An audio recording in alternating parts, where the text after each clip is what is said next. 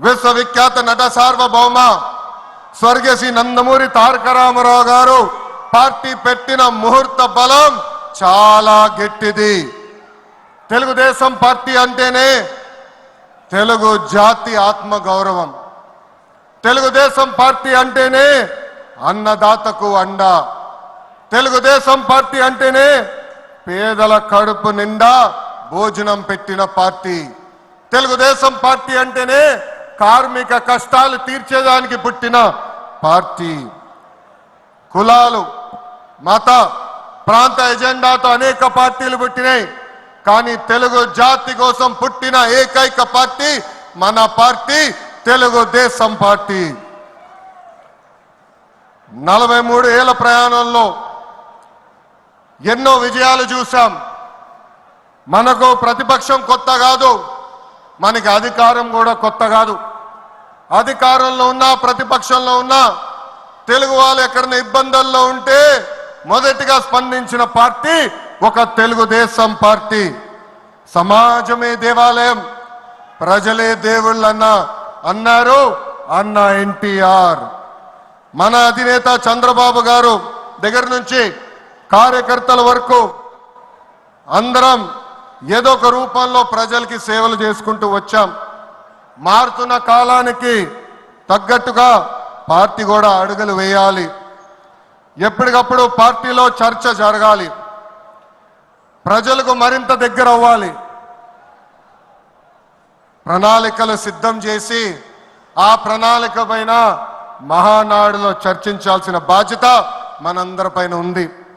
Party మరొక 40 ఏళ్ల పాటు నడిపించడానికి అవసరమైన కీలక నిర్ణయాలు మనం ఈ మహానాడు వేదికగా చర్చించాలి.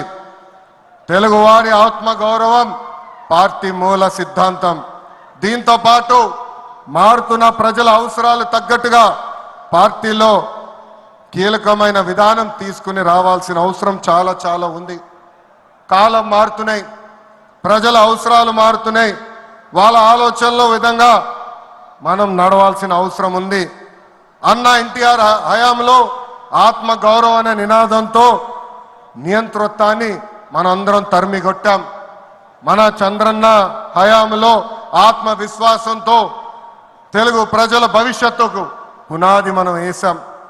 ఇప్పుడు అదే స్ఫూర్తితో ప్రజలకు, పార్టీకి, కార్యకర్తలకు మంచి భవిష్యత్తు అందించాలన్న లక్ష్యంతో సరికొత్త నినాదాన్ని రూపొందిస్తున్నాము. దీనికోసం 6 శాసనాలు నేను ఈరోజు మీ ముందు ప్రతిపాదిస్తున్నా. నా తెలుగు కుటుంబంలో భాగంగా ఈ 6 శాసనాలు ఉంటాయి.